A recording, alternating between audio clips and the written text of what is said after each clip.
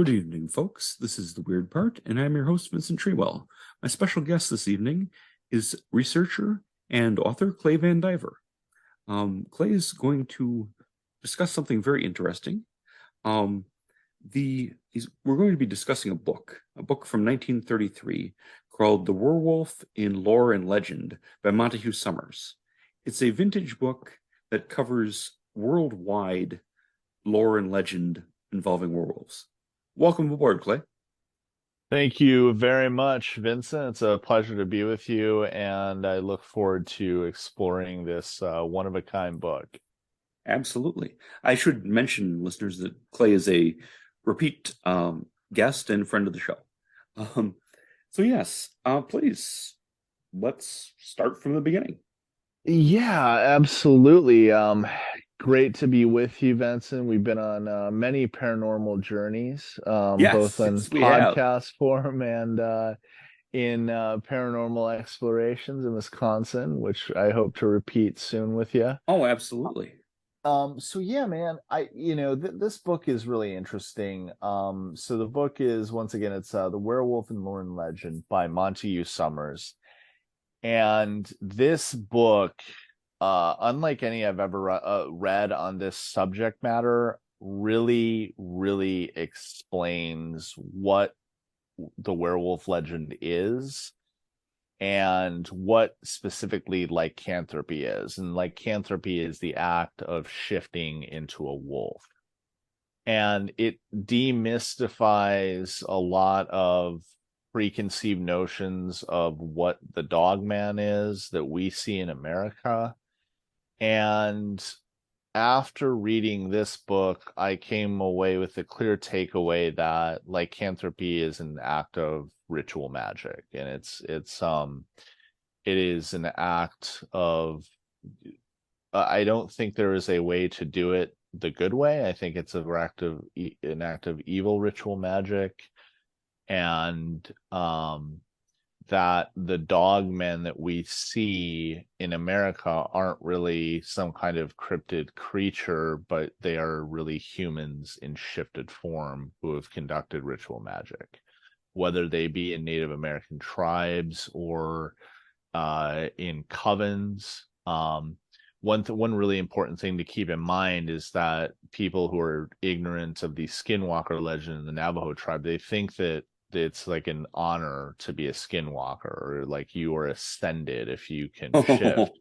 But that's just not the case. In the Navajo culture, they're considered extreme outcasts. And You've kind the of descended, yeah, oh, absolutely. And the Navajo people are terrified of skinwalkers, and they do everything in their daily lives to remove any possibility that skinwalkers can enter their dreams or affect their lives in any way. So, even in Navajo culture, it's known that these are evil creatures, and that they, like, in order to be a skinwalker in Navajo culture, you have to do unspeakable acts, which we can get into in this book. Absolutely. So, I so mean, yeah. even in a non-Judeo-Christian concept, they pretty much, it's similar to selling your soul to the devil. Absolutely. And I even have the specific name of a demon that I think that the Wow. lycanthropy involves. Okay.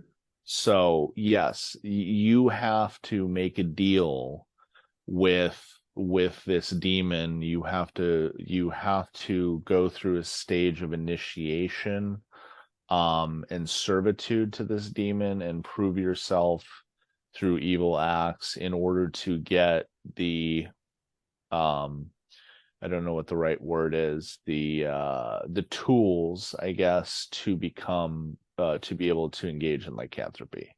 And just, I can't cite the source, but there was a white American anthropologist who spent like 30 years with the Navajo and developed some real deep ties. And after like literally 30 years, they said, okay, well, we're going to let you in on this. We're going to tell you how it really works. We don't talk about this, okay? But you have to kill a family member. And I mean, that's one of the things. You used to do a bunch of things, but one of them is you have to kill an immediate family member that you love. to get this.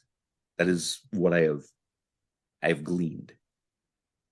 Yeah, absolutely. That certainly sounds like something that is required of lycanthropy. I've heard other even worse things that the Damn, Navajo worse than say is that. Okay, required. I'm sorry. Go ahead. Yeah. So and for this as well. But Montague Summers doesn't really get into too much of that, but you get the idea from some of the stuff we'll go into of what is required. Sure. Okay, Yeah, we kind of extended there, but yeah, go ahead with the entomology of the werewolf, where the sure. word comes from. Yeah, so it really stems from the Roman word lupus, which for lack of a better term means prostitute, and lupine, and so that's kind of where the word loop comes from. And the word loop is really important because in French, a werewolf is called loup garou or loup garou. And there is in Greece, let me go down to my notes here. There's a very similar word, and this is where lycanthropy comes from. And that is, sorry, hold on here. Um, it was King Lycoan, Licoan,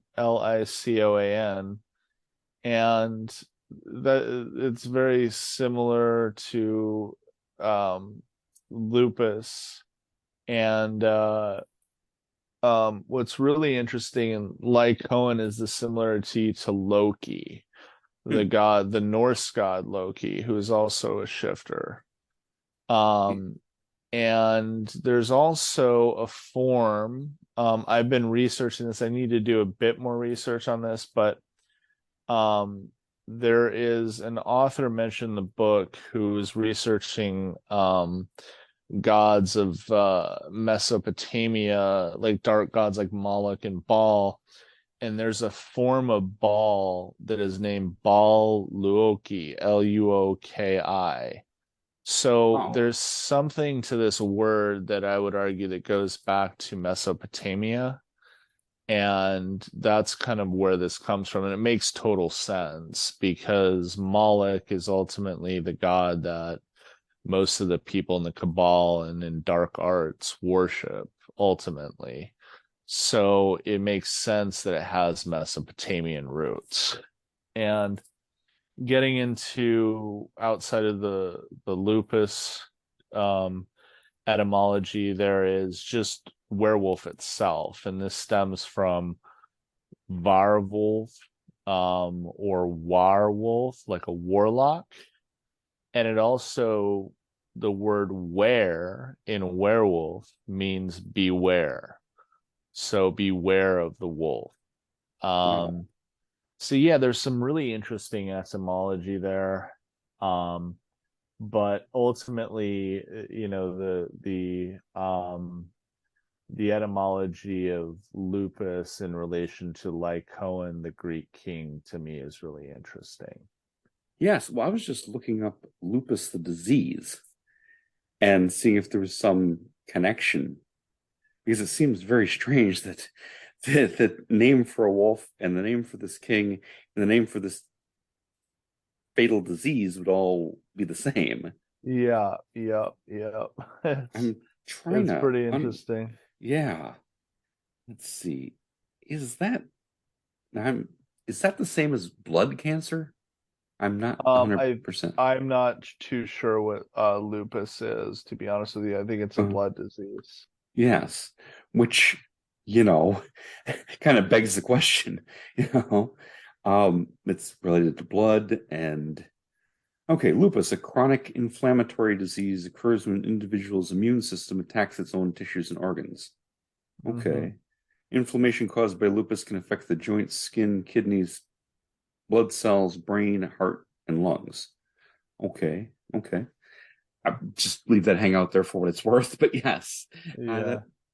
that affects almost the entire body and all its systems. Yeah. Much like, and I'm stretching it, but much like shifting. Yes. Exactly. Yeah. I mean, yeah, that certainly makes sense. Wow.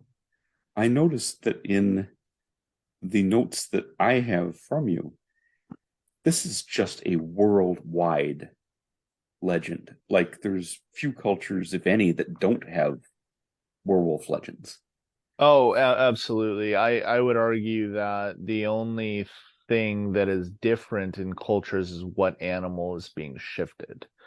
Most commonly in Europe, and even in Asia, it's a wolf, but it can often be in Africa, it can be a hyena, Oh it can wow. be a jaguar in South America.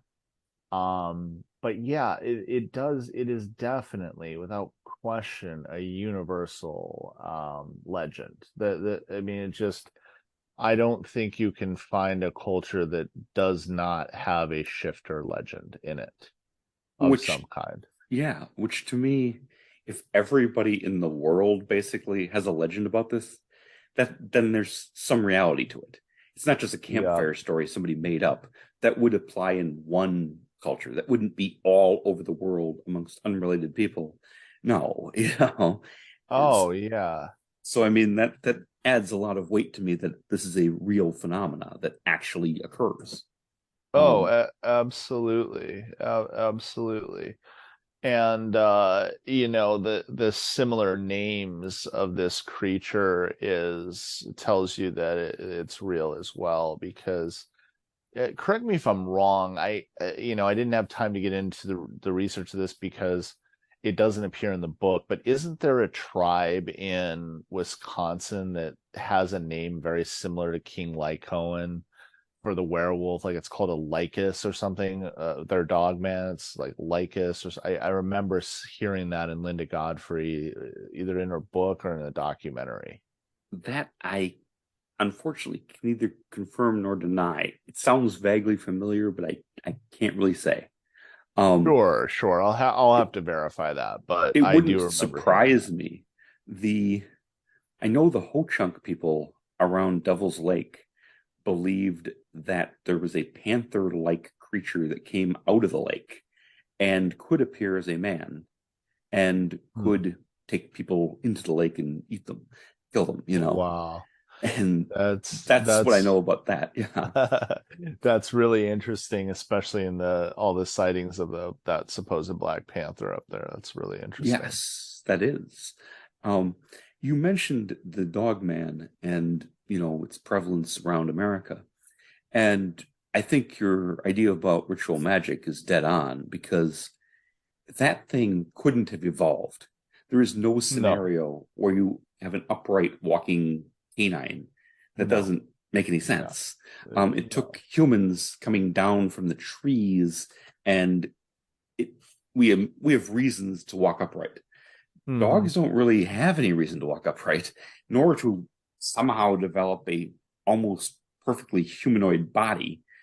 And that just doesn't work like that. Oh, And absolutely. And if I may make one comment on the sure. upright walking version of dog, what we know as Dogman, because Dogman's a little different than a werewolf. They're the same thing, but when people see Dogman, it's usually upright walking. And the Odawa tribe of Michigan has a really interesting thought on that. And they say that the reason it's walking upright and not on all fours is because it's in the middle, it's in a stuck position in the shift, that Hmm. it's between man and wolf, so that it can Okay. only walk as a wolf.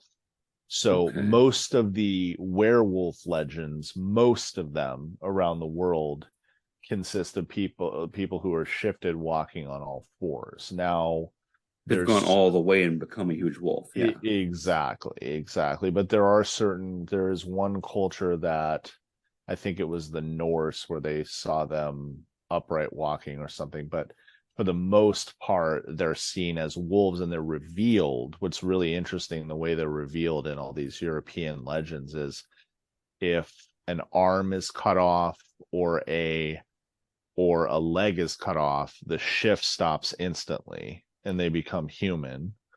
And if they are tracked with hunting dogs, they find a human in a position where the wolf should be the next day, and they usually have wounds on the very same spot where they were struck. Wow. Wow. That is fascinating. Yep.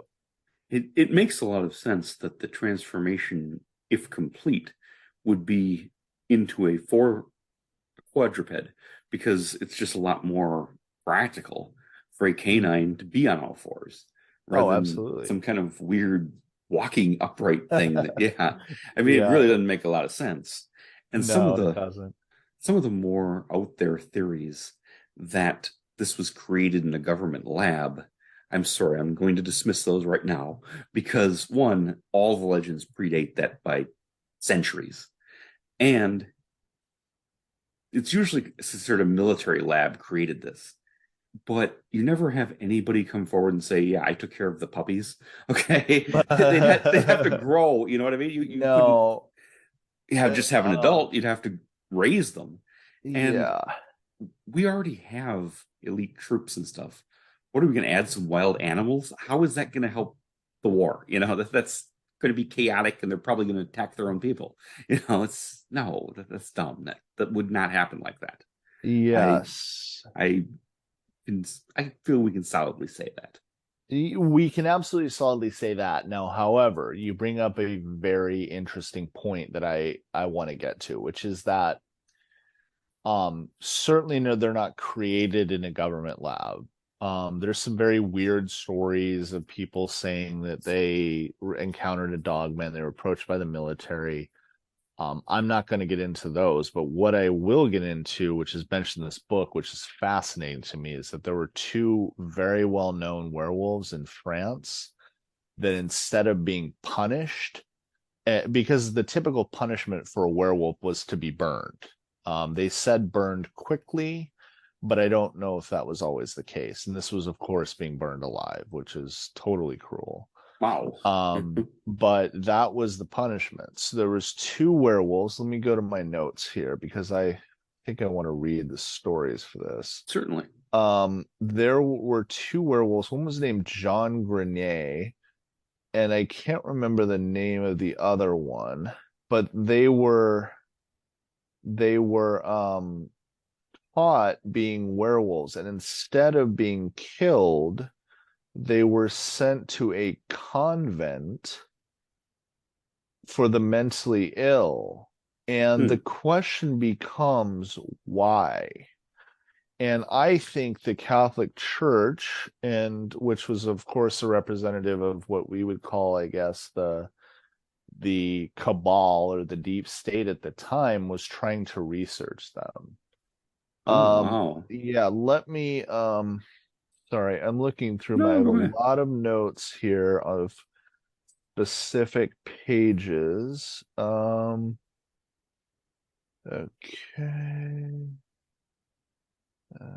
Interesting. I think it's under interesting facts. Okay, cool. I have it. Okay. Page 231. Let me pull it up real quick. Thank you for the audience for bearing with me. I feel like it's better to read this.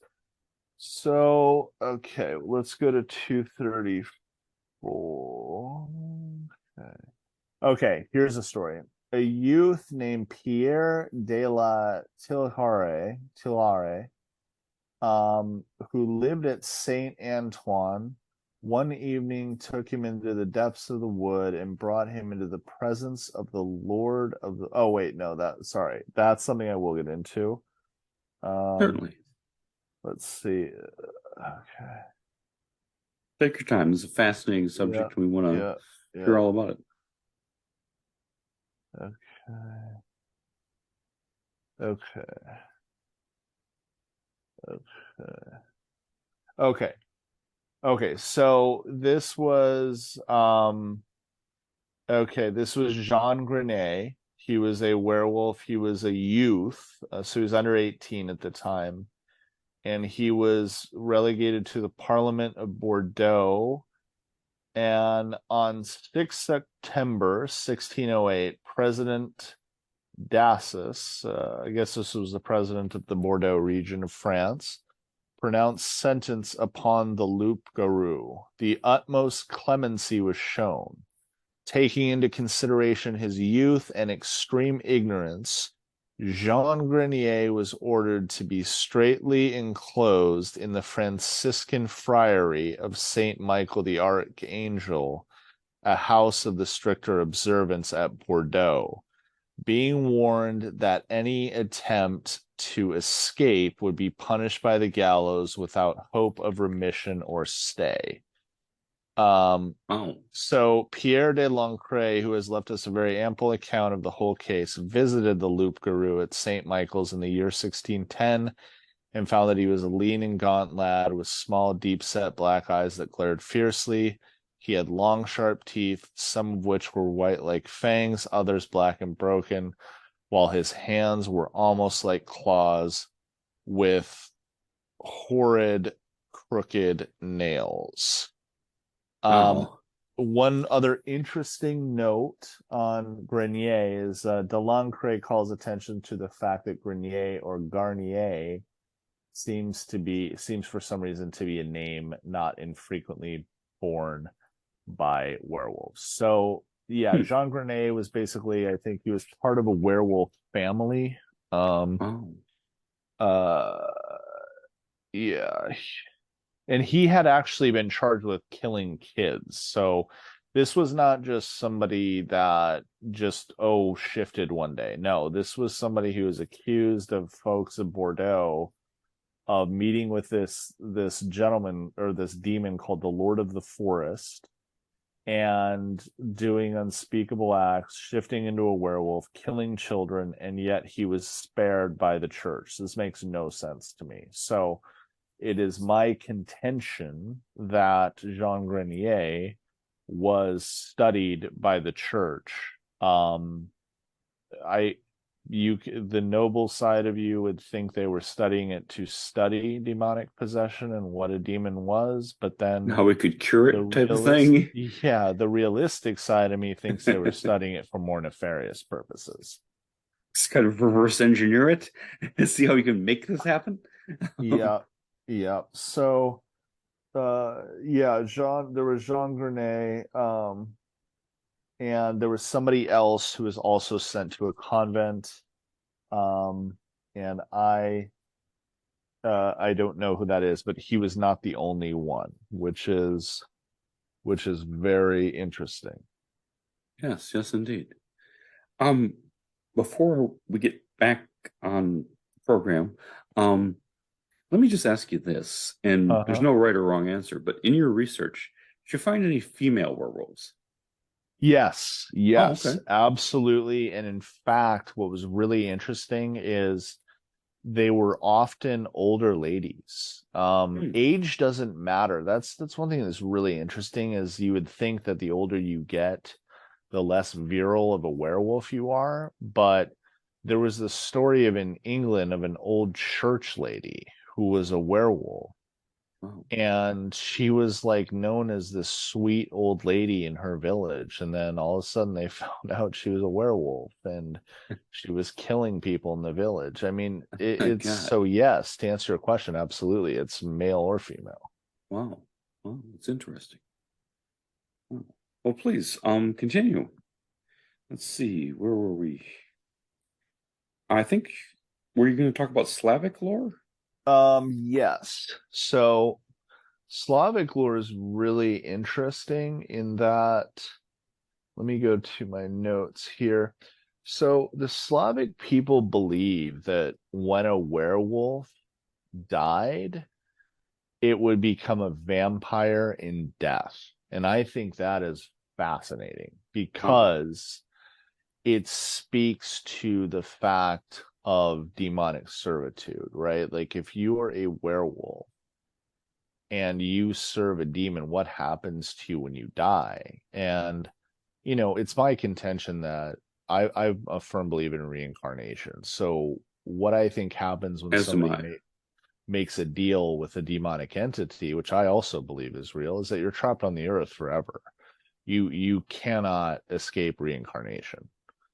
And this explanation of a werewolf becoming a vampire in death makes perfect sense to me. Like, you do all these demonic acts, you are an evil creature, you have the ability to shift, and for your servitude, you are rewarded, but it's a sick kind of reward. You become a vampire in death.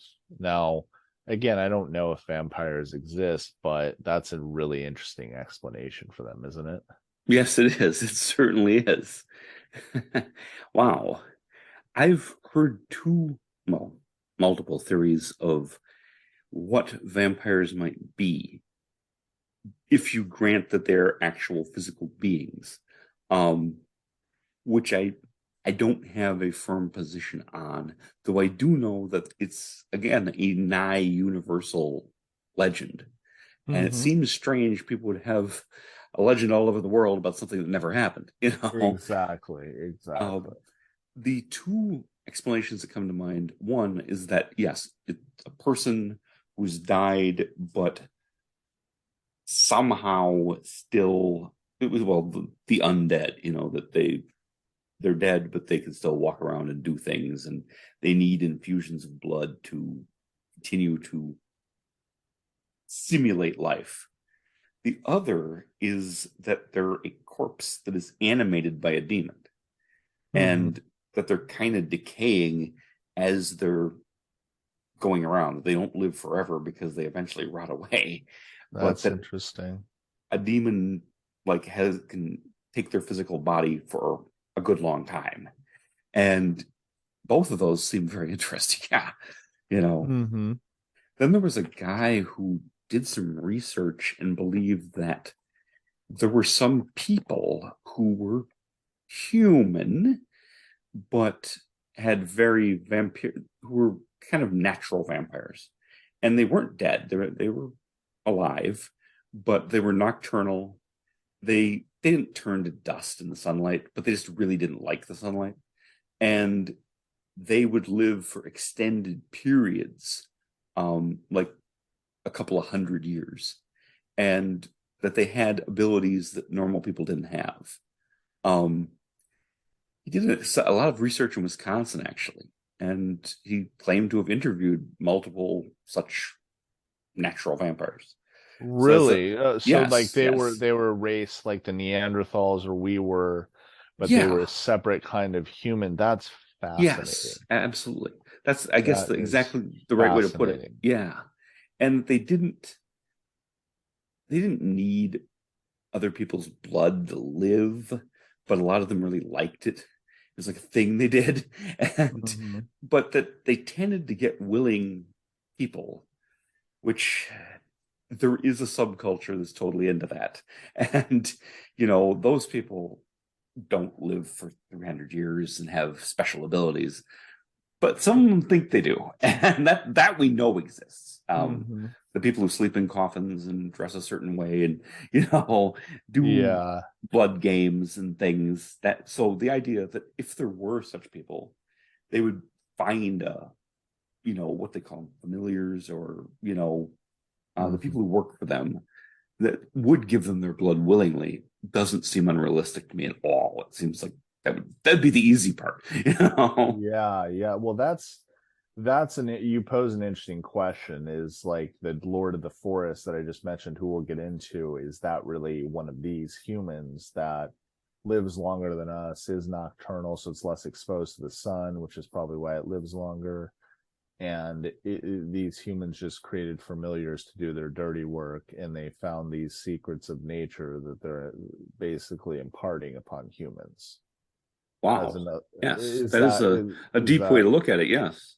It okay? might Yeah, I mean that it that might could be a, not be a demon. It might just be a evil it person. very well could be. It very well could be. And speaking to that theory just real quickly, so we're not going too off topic, is I have heard a theory, and I'm sure you have too, that there were people who survived Atlantis who figured out through science, not through natural means, not through like a spring or anything like that that would be of God, but they figured out how to be immortal in using Atlantean high technology. And one of the results or the side effects of that was vampirism. They couldn't be out in the sun. They had to live at night. And that's what they're immortal because of that high science, but the results were catastrophic for the way they had to exist. Wow, that is fascinating. I had not heard it applied to vampires, but yes, I have a lot of Atlantean high tech being perceived as magic or as godlike activity. Yeah, I absolutely believe that we have some memories from a pre highly advanced civilization that was wiped out.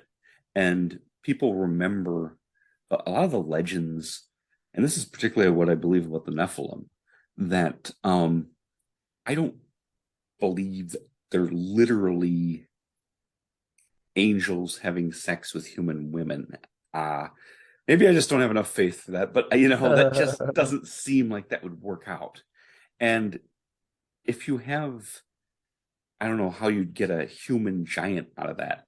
It seems to me like a memory of a time when they did a lot of genetic engineering and Mhm. their society could do that. And they created all these hybrids like centaurs and Sure, satyrs and sure. all those things. And those were all real at the time, but they were the result of genetic manipulation, which we're not too far away from being able to do that. Yeah, that very well could be the case, and I certainly don't rule that out. And then if your society collapses and you end up with a like hunter gatherer or like a society of shepherds and stuff, they're not gonna know about DNA and gene Hmm. splicing and all that. They just remember these things used to exist, and that's because the angels had sex with women. That's what happened. Yeah, It's an yeah, explanation because they don't know any of the science anymore, and yeah, that makes sense to me. yeah, absolutely. So just real quick, Yeah. I found the other gentleman. He Oh, was a great. youth also who was sent to a convent. His name was Jacques Roulet, and it was in the year 1598, which is really important because in France, in the Bordeaux region, there was a massive outbreak of werewolfism in the late 1590s. And so he confessed to having attacked and devoured with his teeth and nails many children in various parts of the country whither he had roamed. As to his guilt, there could be no question, since he gave precise details, the exact time and place, where a few days before, near Beaumont, he had found the mutilated body of a child whom he swore he had throttled and then eaten in as part of the wolf. He confessed to attendants at the Sabbat. This varlet was justly condemned to death, but for some inexplicable reason, the Parliament of Paris decided that he should be rather confined in the hospital of Saint Germain des Prés, where at any rate he would be instructed in the faith and fear of God. So this is another example of somebody being put in a convent, which again makes utterly no sense in this narrative unless they were trying to study it. Yes, exactly. He's a confessed serial killer, and Exactly, we're gonna exactly. just send him to the monastery and make him a good person. Yeah, yeah. That sounds It ridiculous. does They not make killed any people for sense. like theft. Exactly, exactly. So yeah, yeah, it's fascinating having those like 1500s, 1600s, 1700s records that Hmm. a lot of this stuff is documented, Oh, I know. It's officially. it's fascinating. It's fascinating. And one thing is clear: these people, this is thought of as history. These people believed it. This wasn't like they were, No, going no, this to isn't a the fantasy Universal Wolfman. bookshop. No, Yeah, no. no, they These are believed. government records. Yeah, absolutely, absolutely. So yeah, did you want to pick up with Let's see, maybe werewolves in Britain. Yeah, so werewolves in Britain, a couple really interesting things. This is what there were parts of this book where the hairs on the back of my neck stood up. This was one of them. So on page 184, they talk about werewolves swarming in, of all places, Arden and Sherwood. And as you and I know as researchers, anywhere, anytime that like, or not any time, but the Sherwood Forest, wherever it's located in America, is often a site of ritual acts. Like an example would be where the West Memphis I Three yes. kids, where those kids were killed, was in the Sherwood Forest. There was a Sherwood Forest that was associated with multiple times with the smiley face killers.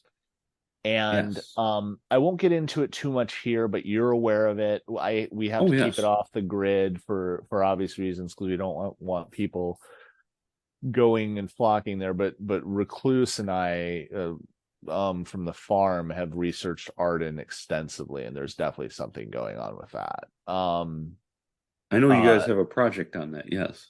we do, yeah. We're keeping it off the grid, because Oh we don't yes, want a lot yes. of people to be swarming that area. But yeah, so in Sherwood and Arden, which is in the Welsh part of England, which is interesting in and of itself, because the Welsh people were steeped in lore of werewolves, and also in fae culture.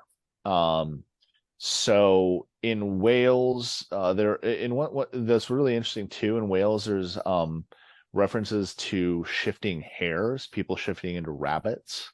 Yes. Uh, Go ahead. I've heard of yeah, one of these. yes. Um, and yeah, I don't have there are specific stories in the book, but I don't want to go off track. One thing I do want to read, page 205.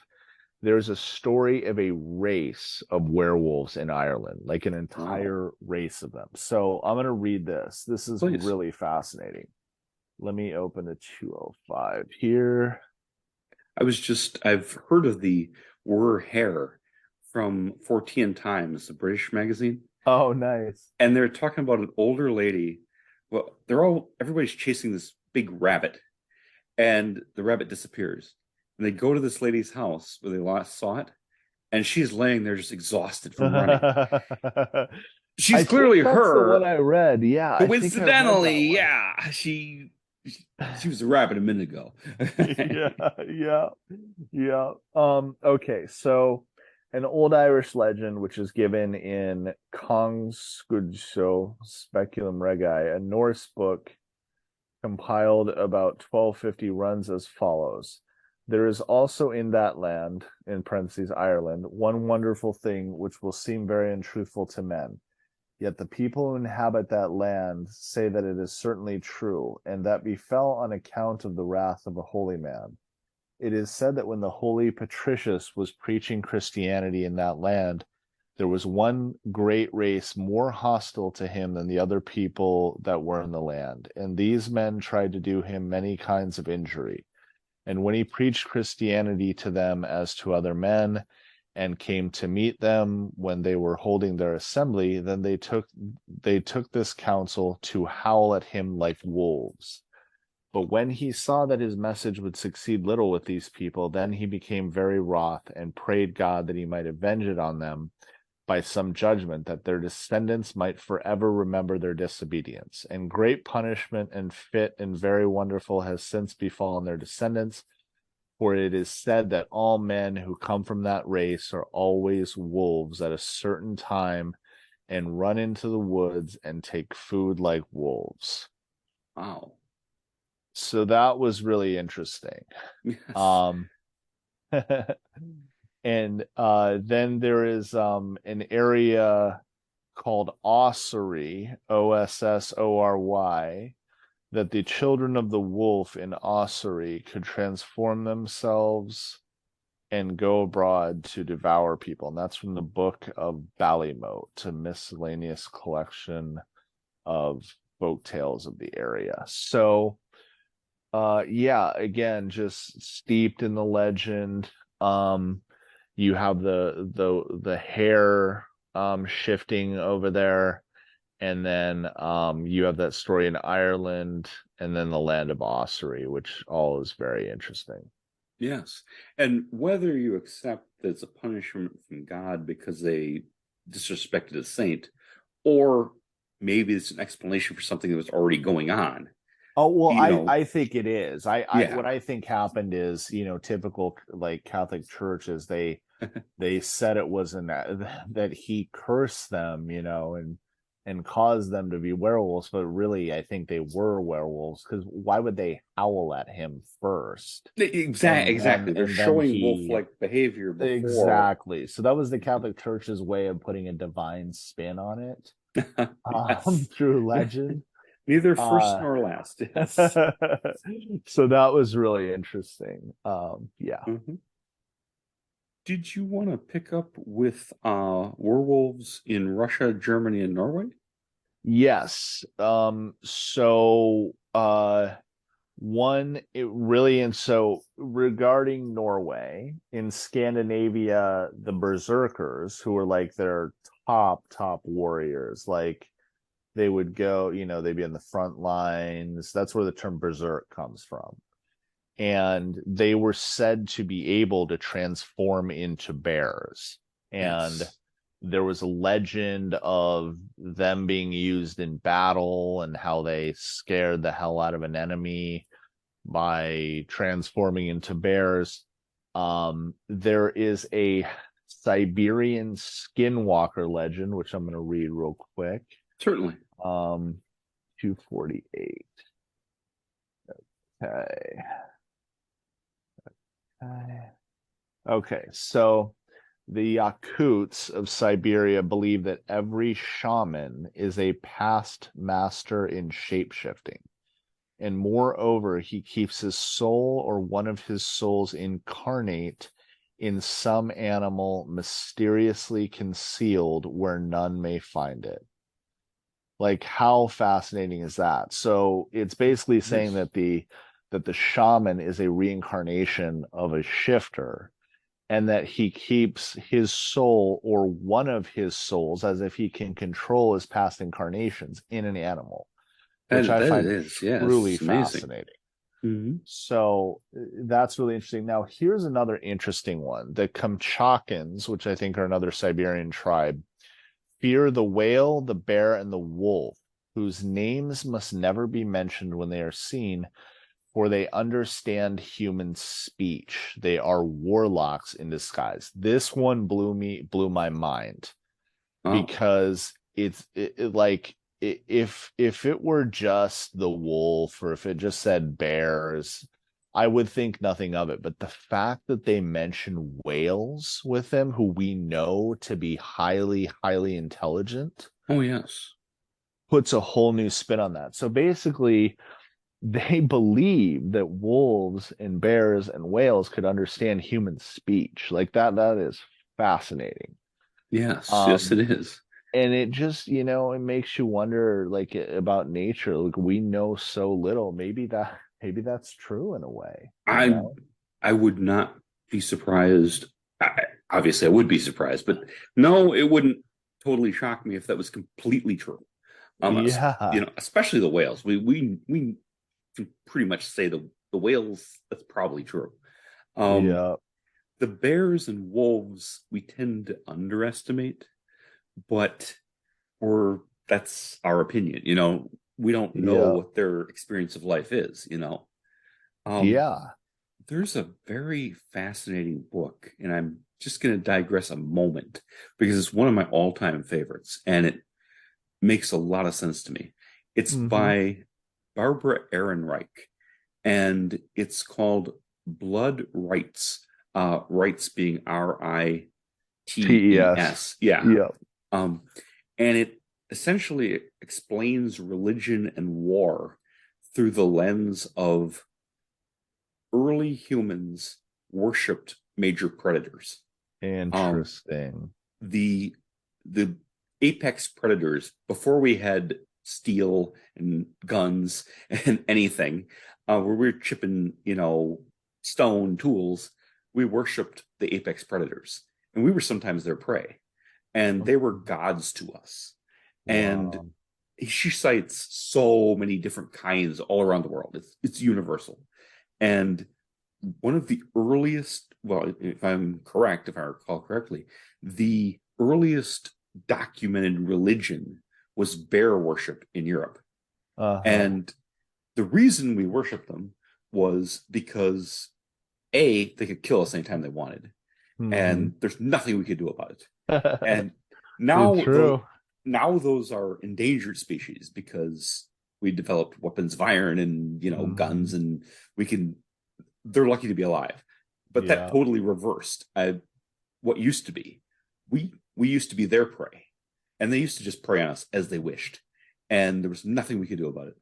Also, though, they preyed on other things, and Hmm. we barely developed humans had to be their scavengers and feed on what they left behind. Hmm. And that helped us get a lot of protein and, get a lot of calories and live and develop. And Yeah. so we were dependent on them. And so, like, we had to follow them. And she documents this and how that led to various ideas of the gods and everything. And it's absolutely fascinating book. Blood Rights. I can't Wow. recommend it enough. Okay, yeah, you got to text me that because Yes, that's yes. like, yeah, that's on my reading list for sure. Oh, it's Thanks, it's a man. gem. No problem. Yeah. Yes, I digress. Where were we here? So yeah, we are talking about werewolves in Scandinavia, Russia, Yes, Germany. yes. So here's an interesting thing. So in Norway, they put on a wolf shirt apparently to be able to shift. And in France, there's all kinds of legends about putting on in Germany, a wolf girdle or a wolf belt of wolf fur. So let me read from page 244. There were two kings' sons, spellbound skin changers, and above them on the wall hung two wolf shirts. Now it was the 10th day, and on that day alone were they released from the spell, and they might come out of their skins. So sorry, I read the end part. They had already shifted, but they use wolf shirts to be able to shift. So I'll go to another part. The name for a wolf shirt which affected the metamorphosis to a wolf was Ulfahamr, Ulfahamr. So they would put on these wolf shirts, these Ulfahammers, and they would be able to shift. Wow. And I find that really interesting. Like if this was just a bullshit legend, how come that you have to wear a girdle in one area and a shirt in the other if it were just something people made up? You know what I mean? Like Yes, yes. there's It's just something oddly specific. Yeah. exactly. It's oddly specific. Um, And on that note, do you mind if I go into, and we'll get into werewolves in Greece, and Rome, but I want to go into what it takes to shift, Yes, please. what is required for lycanthropy. So you have the werewolf shirts in Norway, and in France and Germany, you have a werewolf belt. It's also said that you can wear a werewolf skin and shift. So basically, the process of lycanthropy involves a couple things. From my research here, it basically you have to do a couple things. You have to engage the what's called the Lord of the Forest. Um, it was referenced to Lord of the Forest, which is really interesting because werewolfism in Greece primarily took place in Arcadia, which is where Pan lived. And Pan is also known as the Lord of the Forest. So I find that really interesting. So you had to make a deal with this I don't think of Pan really as a demon though, but the basically the way the legend is communicated in France I would, and in if I other may areas. just interrupt for a second, I would say that the church would probably consider any pagan deity to be a demon. I would think The so. crossover is almost complete, but go ahead. Yes. So you had to make a deal with an entity. We'll call this entity the Lord of the Forest, and I'll reveal his name in a second. You had to do unspeakable acts, and in doing these unspeakable acts, once you've proven yourselves, you would be given the tools to become a werewolf. And that was a salve, some kind of grease that you would put on your body, rub it over your body, and then either a girdle or a wolf skin, and most typically under a full moon. And this would allow you to shift. Now, I'm gonna get a little heavy here, but this is just what's been communicated in this book. This salve was made from the fat of children. Wow. Now there's talks of it being made from the fat of children, and I'm sorry, this is just what it says, and I'm communicating No, it no, because feel I want free. to That's communicate that I do think this is an evil act. oh yes. So it was made of the fat of a children who was either dug up from a grave or that was killed in a ritual sacrifice. So this salve is an evil potion, if you will, and the act of putting it on assumes that evil act through the process of making it, if that makes sense. Oh yes, absolutely. And And the sacrifice of children was in the Bible, the big rap up against followers of Moloch that exactly, they exactly. sacrificed children. That was yeah. A lot of these pagan deities, I mean, just they're not benign pagan deities. No, They no. want human sacrifice. No, and I think if I were to argue what demons are, other than, just evil creatures, I think that they feed off the life energy of these sacrifices. And that's Yeah. kind of where they fit in our spiritual ecosystem. So you have to go through an initiation process. You have to make the salve. You have to help make the salve. Sometimes it's said they're given the salve, but I doubt that in all cases, though, they're given the wolf skin.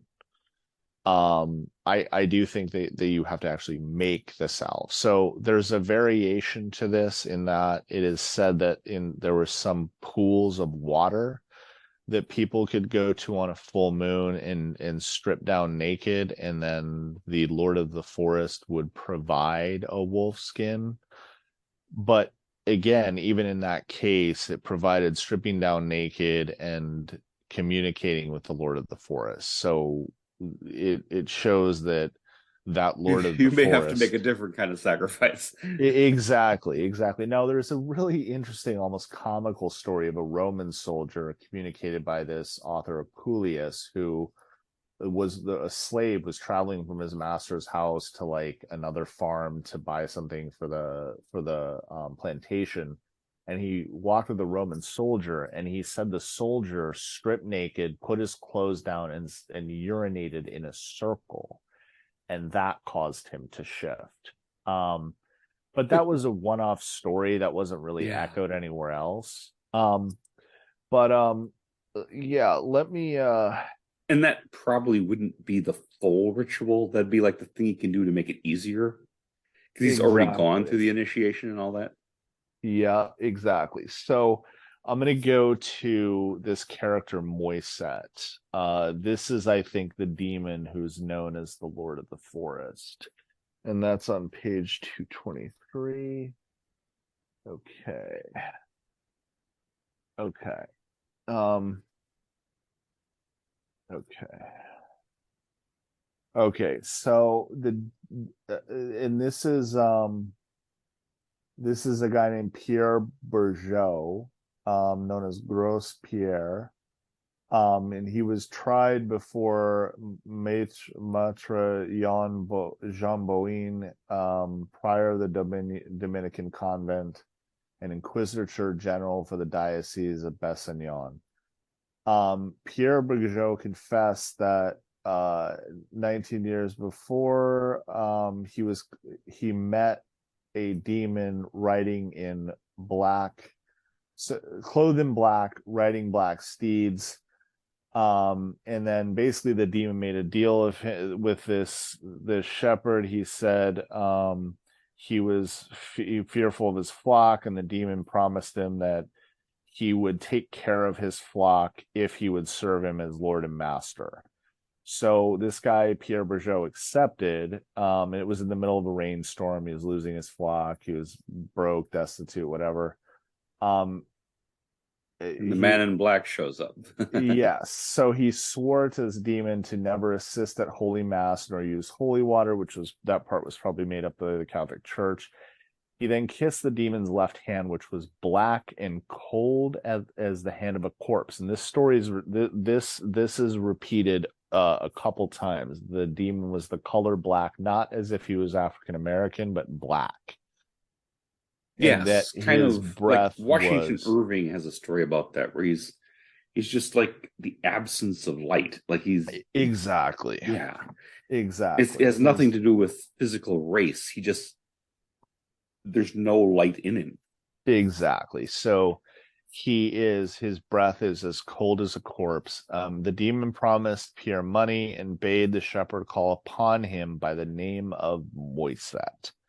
So I think Moisset is the name of this demonic entity in the forest. And then there's another story of a meeting, like there's this, the Lord of the Forest. So there's this guy, Gilles Garnier, another Garnier. The werewolf was a solitary. He took to himself a wife, and then unable to find food to support his family, fell upon such evil and impious courses that while wandering about one evening through the woods, he made a pact with a phantom or spectral man whom he encountered in some remote and haunted spot. And okay, so he agreed to a deal with his demon, and to this he agreed and received an unguent or salve, wherewith he anointed himself when he went about to shift his shape. He died very penitent, having made full confessions of his crimes. So another story about the salve. So yeah, again, basically, why would people confess to something that didn't ever happen? You know what I mean? Exactly. And not once or twice, but a whole bunch of people. Yes. Yeah, and you have this same story repeated over and over again of somebody meeting this dark spectral figure in the forest, them swearing allegiance to him, doing unspeakable acts, and in return they get the tools to become a werewolf, basically. I'm thinking when the whole darkness thing, I'm thinking of shadow people and how apparently common phenomena that is that people see these beings that are just darkness in humanoid form. And that's something that people see today frequently. Yeah. Oh, yeah, absolutely. And, they may have been more open in the past. That's a theory I have, that a lot of things that are paranormal now, there may be a specific reason for that. And that back in medieval times, they may have been a lot less paranormal. Like they just showed up and they were completely as real as the table sitting right here, Yeah. I think things may have been different. And, without getting too far into it, because I've talked about it in the past, but if you believe at any level that there are secret chiefs or beings that are somewhat in charge of humanity's progress, that they dimmed that down, that they made the spiritual or etheric or what have you become less prevalent and become paranormal instead of just day-to-day normal. And so that science and technology could advance, then that makes a lot of sense that it was completely just normal and real in that era. And I think that might have happened, Yeah, but it very well could be. Absolutely. And that might be what they're dealing with. As far as shadow people, in all my research, the only time I got really freaked out was now his name not great. Now I'm going to blank on his name. Another researcher had a guest who had shadow people in his house as a child. Oh. and communicated with them, and Whoa. they taught him a magical system.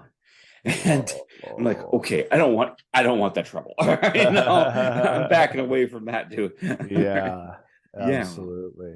but yes. Absolutely. Anyway, we've gone a bit far afield. Please continue where we were here. Yeah, so yeah, basically I was, summing up the process of lycanthropy, Yes, yes, the process of shifting. I'll just go through quick bullet points of like the characteristics of lycanthropy now. yes, sure. So the eyes are often hot and dry. They don't shed tears. Werewolves are said to be able to strike someone dumb and keep them paralyzed. So they would just paralyze you with fear or thought. So they're often said to be what shifting is, and this is said multiple times in the book. It's apparently a soul transfer from a human to a wolf. And what's really interesting is that, while there are stories of people who were in wolf form and they had a severed hand or a severed leg from either a dog or a hunter or a posse, and they were instantly shifted. There's also stories of people who would dream, go to sleep, and then the wolf would be prowling while they were sleeping. So, or Hmm. or they would go into a state where they would shift, but it wouldn't be like their skin would change to a wolf. Their soul would be transferred into a wolf that was next to them. So it's really interesting. And Eliphas Levi, the French occult writer, said that men who are werewolves are really having them in their dreams, and I thought that was really interesting, that Yes. correlation. So, Kind of an um, out of body experience where you yeah, enter into the body of this it animal exactly, and exactly. then you run amok as this animal. Yep, But it's yep. you controlling the animal. You're almost like Hmm. possessing it. It's like a video possession video game Yes, almost. yes, Yeah. yes. Wow. So Interesting. werewolves are said to have no tail. Hmm. They are exposed in shifts by showing ears that don't look right, paws that don't look right. Sometimes it is said that they have more human looking paws. So the idea is, and this is repeated in the Dogman legend often, you should see characteristics in a werewolf that shows you it's not a wolf. And that could be the ears, that could be no tail, it could be the paws looking different, something like that. um Now here's something very interesting, and this was repeated a couple times. I think this is comical too, but it's interesting. Werewolves were said to be identified in their human form by having a unibrow, which I gotta read this. Let me go to page Please. 118. I think that No it's offense mentioned to any twice. listeners. Oh, I know, and I'm not, of course not. It is comical. Go So, ahead. okay. Among the Danes, it was said that if the eyebrows met so as to form a bar across the brow, this signified the man was a werewolf. And then I'm going to go to page 192. Okay. So, uh, okay. A shepherd who is then accompanying a lonely hut, occupying a lonely hut in a remoter tract of Invernessshire, so this is in England, a man described to me as possessing unusually piercing eyes and heavy brows, which met so as almost to form an arched bar across the forehead, was commonly reputed to be a werewolf, and certainly the evidence seemed conclusive on this point. So there was a story previous to this, but this is the part where they're mentioning in Invernessshire there's a man who had a unibrow, and they thought he was a werewolf because of that. So I found that fascinating. No disrespect to people with unibrows. Much love to you. So Vincent, I'm gonna really trip you out here, okay? Okay. Because this is Hit me. personal to you and I, okay? There's a werewolf call that is described that sounds exactly like the werewolf recording that you and I play on Recluse's show Yes. from Go ahead. Scotland. Oh Okay, my are you God. ready for Yes. Oh, this? I'm familiar. The Play, hit it. hairs went up on the back of my neck when I heard this one, man. And I did not, honestly. I went in here fully objectively, not expecting to hear this, and this one jumped out at me. Okay, so they ran about country lanes. This is werewolves in this is in Portugal. They run about country lanes, but at the least glimmer of a light, they gallop off at full tilt into the kindly darkness. If they prowl near a cottage, they utter long howls and a kind of sobbing noise, which is taking to be an entreaty for the candle or lamp to be promptly doused. Tell me if that doesn't sound like what we heard on that Scotland werewolf call. Oh, recording. yes. Yes. It It's sounds like a sobbing. sobbing Yeah. sound.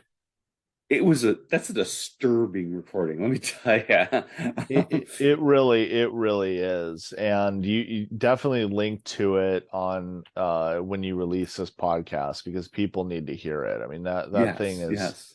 and For those who are unaware, Clay and I and Recluse, Steven Schneider, were at Bray Road and we played that. And we didn't physically see anything, but well, Clay's more psychically sensitive than I am. And you felt that there was definitely something happening. Is that correct? 100%. Yeah, if you recall, I even sensed where the sightings were on Oh, Bray yes, Road. absolutely. And we went home that night and verified it. Yeah, and there's no I felt a presence when we played the call for sure. And you know, the weirdest thing about that call is like when I play that in nature, that I have gotten the weirdest animal responses that you can imagine. I I've bet they freak had out to that. Yes. first of all, dogs go nuts, and I've had howls from creatures that I've never heard before. I think I have heard the howl of a mountain lion when I played it. Wow. Birds go crazy. It's I think they know what it is, or it's something so alien to them that they're freaked out. It strikes them as unnatural. Yeah. Yeah. Neither Yeah. human nor animal, but somewhere in between. And that's Yeah. really unusual. Yeah. Yeah. Yeah. So yeah, those are pretty much the character. I mean, there's all kinds of variant characteristics, meaning ones that happen in one place but not in the other. But these are the common ones that I just meant. These are the common characteristics of lycanthropy that I mentioned. So very interesting.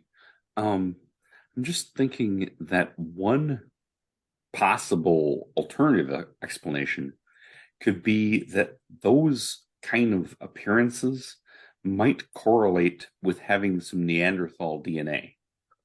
It could. Maybe that's a reason that some people were kind of looked at sideways because they weren't. I'm not saying they're not human. I've undoubtedly got some Neanderthal DNA. We're human, but not the same exact kind of human. And people may have kind of had some shunning going on there. That's just one idea.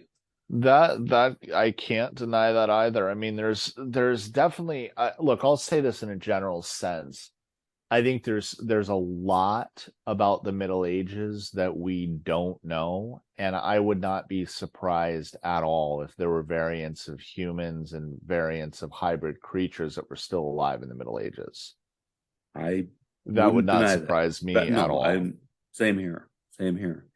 There's even some things I've read about dragons being real physical creatures in the medieval times, and that they eventually became extinct, but they may have existed in like the year 1000 or 1200 thereabouts. You know what? It wouldn't surprise me. Yeah, I mean, honestly, it wouldn't, that would Yeah. not be impossible to me at all. No, Yeah. no, especially because, there Oh, are creatures that are still seen to this day in the Congo that resemble dinosaurs, and yes. you have Mayan gold statuettes of stegosauruses and other dinosaurs. So, And there's a something lot in about Thailand too. yeah, there's a lot about dinosaurs that they're definitely trying to cover up, and I think they could have been living much longer than we thought they were. Yes, That yes. wouldn't surprise me at all. And I mean, bats exist. I mean, there's no reason that Yeah. couldn't have a really large one, you know. hmm Um, hmm anyway, I digress. Where were we here? Well, I went over so the causes or the characteristics of lycanthropy. I'll go over now the cures of Oh, yes. lycanthropy. So, this is very Middle Ages. I doubt this would be a cure, but opening up a vein with a cut and abstracting blood to the point of fainting, so basically bloodletting. Now this is really interesting. This is mentioned a couple times. Eating roses can stop a Hmm. shift. Huh. Um, Now, this is if a person wants to stop this, or this mhm. is done to them to stop it. Oh, it's done. If you eat roses in the middle of a shift, you'll turn to a human instantly, is what they say. Oh, okay, okay. Yeah. So cutting off a limb will stop a shift. And It's a pretty extreme it is resort, that you that's know. that's more if a werewolf's being hunted. But if you wanted Yeah. to cure someone of lycanthropy, you would give them roses. Oh, So if you ever run into Dogman and he's been shot by a hunter, just bring a petal, some dried rose petals, and he should shift back to human form. wow. Um, But he'll still be so shot, so he's like a shot yes, human. Yes. Yeah. yes. But at least the hunter would then see that he shot a human and hopefully get that human to the Medical hospital. care, yeah, which is going to be a lot Yeah. easier than bringing him to the Yeah. vet, you Yeah. know. So here's now this is going to get a little bit off topic, but it's something Hmm. I have to bring up. Yes, So yes. I'm going to read this. I'm not going to preface it because when I read this, this is another hair-raising moment in this book, and it blew my mind, and I'll get into what I think about this. So on page 164, they talk about a werewolf's blood. So um the so it's talking about how to some say at the backs of his front the back it's saying how to basically like stop a werewolf. Some say that if the backs of his front paws or hands are pierced, the spell is broken. So kind of what we talked about, cutting off a limb, but sometimes you can pierce the skin of the hand or foot and it'll stop the lycanthropy. The blood which flows is black and thick, welling in great clotted gouts. Sangue Pazzo. So when I read this, the hairs on the back of my neck went up, and I thought instantly of these reports of the vaccine. And what's really interesting about this, I heard a show that Greg Carlwood did with somebody who was familiar with demonic possession and satanic ritual abuse. And she was saying that she thinks that part of the agenda of the vaccine is to inoculate humans with some kind of demonic possession. And that would not Okay.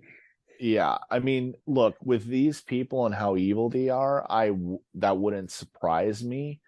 But what is really interesting to me is just from a physical perspective, from a medical perspective, the body, right? The body is rejecting the vaccine through these blood clots for some reason. And the body seems to be rejecting lycanthropy in forming these thick clotted gouts. So it's unnatural to the human body.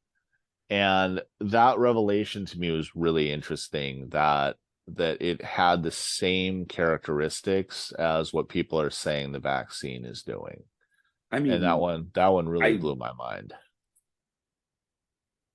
I minority of people who've taken the vaccine have had those kind of effects. I mean, correct? I'm not saying that never happens. I'm saying a lot of people have taken it, and some people have had some bad reactions. I wouldn't. How common would you say that is? Well, I mean, it's common enough to where it's being reported by a large portion of the population. Certainly, it's not happening to everyone, but I don't know where you stand on the vaccine agenda, but I'm I someone mean, who definitely believes that there's ulterior motives behind it, and that what those ulterior motives are, I'm not exactly clear, but it's not for the good. I That's kind of where and I operate from. I'm not like, I don't mean to be this like a debate. I that's not what I want to do here. I'll be honest. I'll self disclose. I've had all the all the boosters, and I've been fine. Well, Um, that's great. Yeah, no, and I'm not I'm not. saying nothing bad ever Yeah, happened to anybody. I'm just saying that my position is generally for, no, pro. We're talking about the COVID vaccine, right? Not something else. yes, Okay, yes, of okay. course, of I've course. generally been pro vaccine, but we can agree to disagree. That's not canon. I'm not imposing my opinion on you or vice Hmm. versa. But Yeah, that is an interesting allegation that, people who have a bad reaction, that's what happens. It's very interesting. yeah, Please. it is interesting. Yeah, and look, I'm not trying to get on the soapbox either. I mean, my view on the vaccine is it's a personal choice. I just don't like the agenda of forcing people to do it, and I think there's been some very adverse health reactions from it. But the interesting thing I want to point out is the clotted blood, and Yeah, how that's weird. yeah, and how that one researcher on, I can't remember her name, on Greg Carlwood's show, was talking about, how this could be a vessel for some kind of mass demonic possession, which, I'm not saying I necessarily agree with that, but it's really interesting to parallel that with this description from the blood of a werewolf. That is strange. Yeah, that is an odd thing. Yeah. Um, wow. Let's see. Where were we here? Not eating animals killed by the wolf. Yeah, so the Catholic Church basically said that there was a theory that you could get lycanthropy also from eating animals killed by a wolf or eating a wolf itself. Hmm. So let me go to my notes Which would be on kind of like that. rabies, right? Exactly. Yeah, and that very well could have been just rabies. Although I think they knew what rabies was Oh at yeah, the I would assume. time. Yeah. But yeah, so an It's a horrible abbot, way to die. Oh God, it's yeah, very oh, bad. that would be terrible. So an abbot of York forbid residents to eat an animal killed by the wolf, and this was around like 830 AD. There was thoughts that if you boiled the, well, it's weird. It was contradictory because one time it said in the book that if you cooked a wolf and ate it, you could become you could shift into a wolf. And another time it said if you ate a boiled wolf, you could cure lycanthropy. So Hmm. that was really interesting. I didn't mention that because of that contradiction, but that Yeah. was something that was kind of interesting. Oh, it is. One thing that would be really interesting to get into too, and this is really important, I think, is the werewolves in Greece and Rome. Oh, please. So as we discussed a little bit earlier, in Greece, so the nerve center, if you will, of lycanthropy was Arcadia. So Arcadia is where the Greek god Pan lived. And I think it was the area where King Lycoan lived as well. So basically, what happened with King Lycoan, this is where the word lycanthropy comes from. Um, King Lycoan had Zeus over to dinner, and he wanted to see if Zeus was really divine. So he he What could go killed wrong? Yeah, he killed one of his children and fed Ah! it to him in the form of a meal. And he said if Zeus was really divine, he would know what happened. So Zeus did figure it out, and he cursed him to walk the earth as a wolf forever. Oh, So that's it. Now, this is something that you don't always hear about, though, is that um there was a let's see, I'm going to my notes here. Okay, so Zeus takes a human disguise. There's another story where he takes a human disguise to expose King Lycaon, and it's eerily similar to the story of the angel in Sodom and Gomorrah oh in the wow. Bible. So let me read this. So Yes, this is please. on page 187. So and it makes you wonder, like, and the question I would ask is Lycaon, another name for Loki, the god Loki, right? Uh-huh. Because so many of these gods and kings and in these stories have similar names, and Loki is known as a wolf as well. And as a chaotic evil being, you know. Exactly, Yeah. exactly. So the similarity is just it can't be by coincidence. So page 187. 187. Okay. So, oh wait, that can't be right. Um,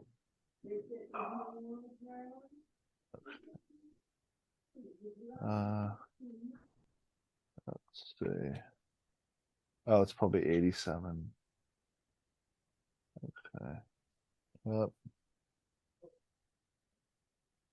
Okay. Okay.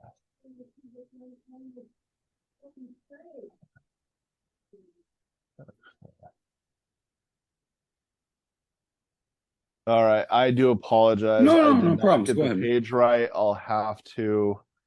Um, I'll have to look at this. Sure. Take Yeah. your time. It's all Yeah. right. I'll figure it out. Yeah. Um, if I don't know if you want to continue to follow that particular thread or Yeah, no, I can talk about it. sure. Basically, so Zeus posed as a human, and Lycaon in this version didn't even know he was there, and he saw Lycaon's evil, so he cursed him with werewolfism. It was a different variation. Gotcha. So and it's really interesting because it did dovetail with the Sodom and Gomorrah legend. Um, and yeah, Entertaining so angels unaware type of thing. exactly. So Yes. yeah, but so there's that. Um, the werewolves in Greece were also called Vrikolakos. Um, and then Pan and Jupiter were called Lycia, Lycaaei, because of their ability to turn man into wolf in Arcadia. And Arcadia was full of shepherds, wasn't it? It was, yes. Which is Um, an interesting thing that just keeps coming up. yes. Because shepherd's job is to protect the sheep, basically from wolves who eat the sheep. So it's Yeah, interesting yeah, they turn into those. Yeah, yeah. it's just an interesting thing, you know. It absolutely is. So here's another really interesting story. So on page 152, werewolves in certain parts of Greece could walk on fire without being harmed while human. So in the presence of vast throngs of men, certain families walked barefoot but without scathe or harm over the hot glowing embers of a huge fire of pine wood. These sorcerers who performed the feat were known as Herpi Sorani or Soranian wolves.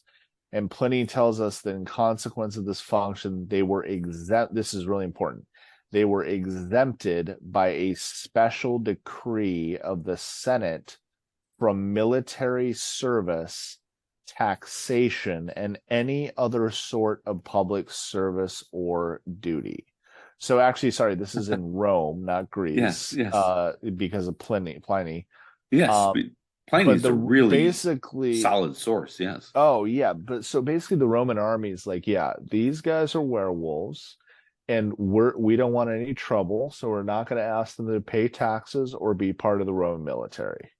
Like that's pretty crazy. And this is an area called Sarania, and there was sacrifices. The god of the mountain, whose native name was Saranius, but whom they called by the Greek name Apollo.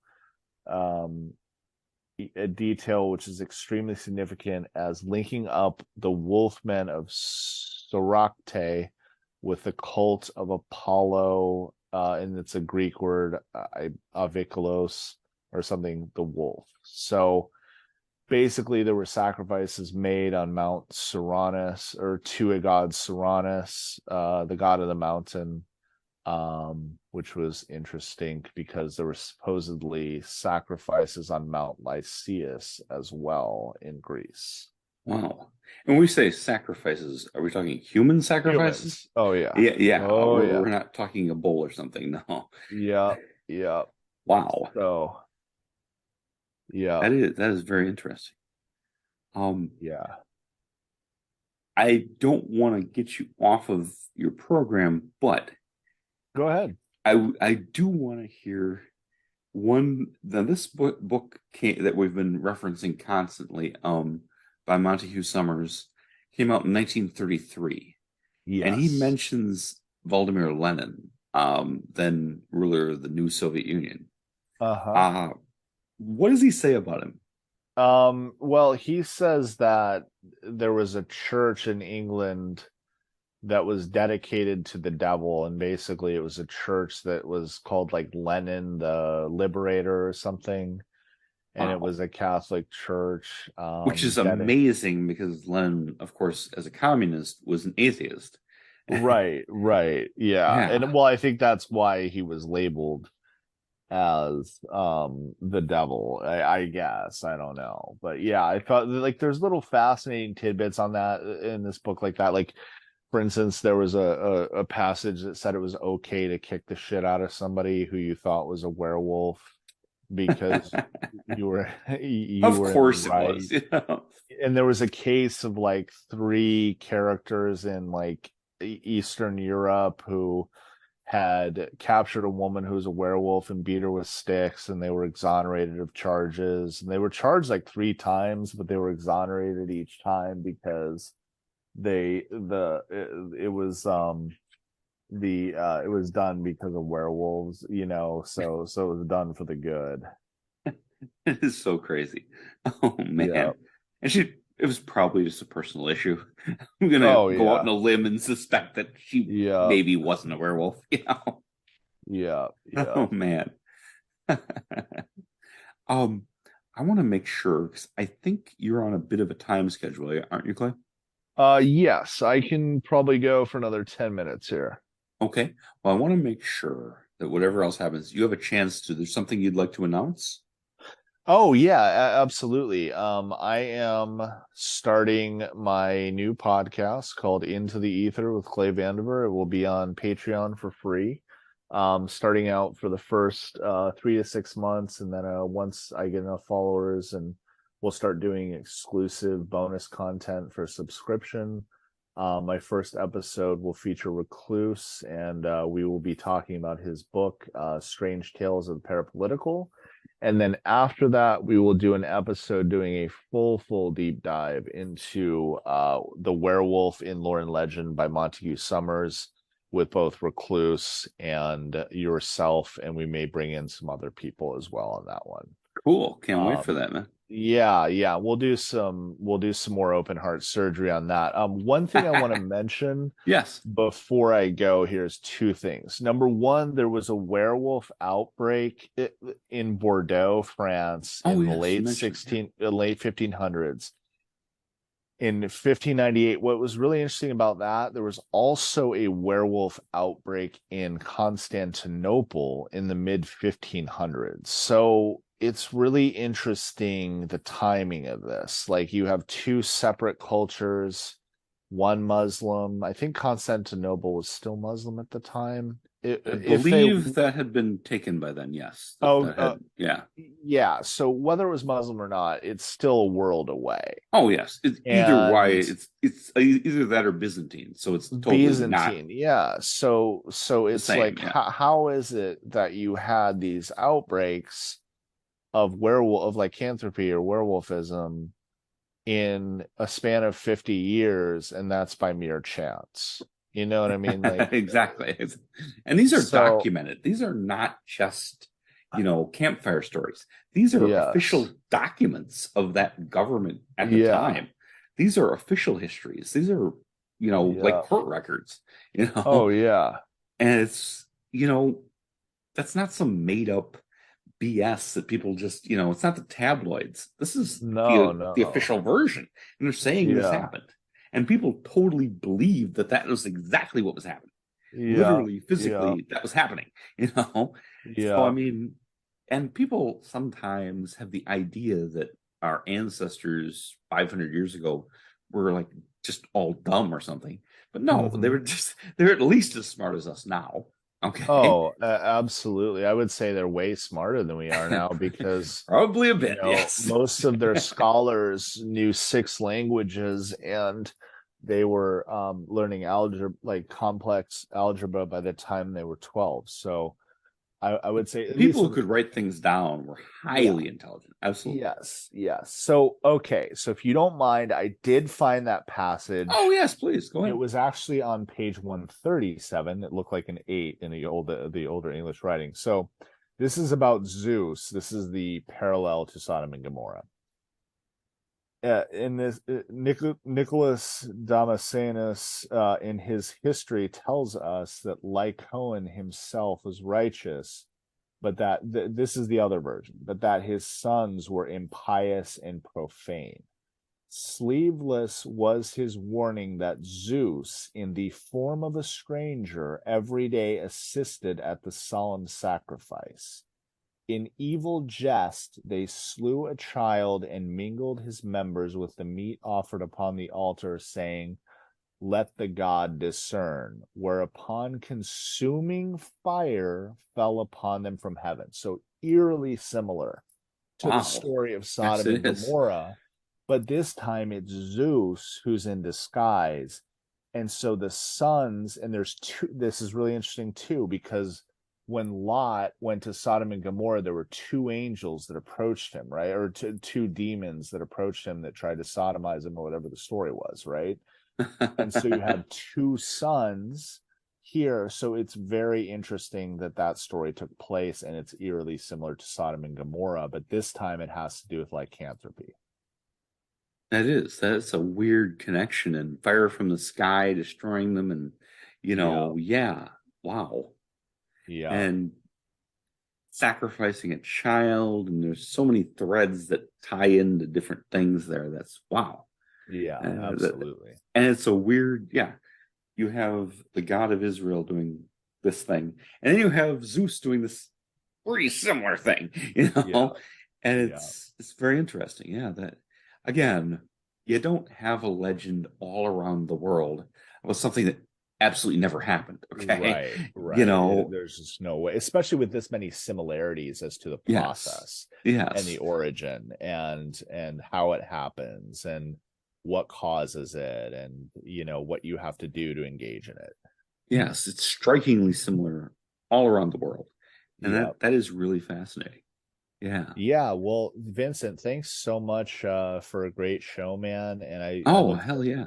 forward to taking another deep dive with this on my podcast as well. And I hope your listeners can check it out. I'll let you know when the first episode is out, which should be out in a couple weeks. And I look forward to being on with you again We're going to on see each other Monday. real soon. Yes. Yeah, to talk about American gods and hyperstition. Yes. That's going to be a really fun show on the farm. So, Yes. That's the yeah. Patreon Zoom party on Monday Yep. for Recluse's the Farm podcast.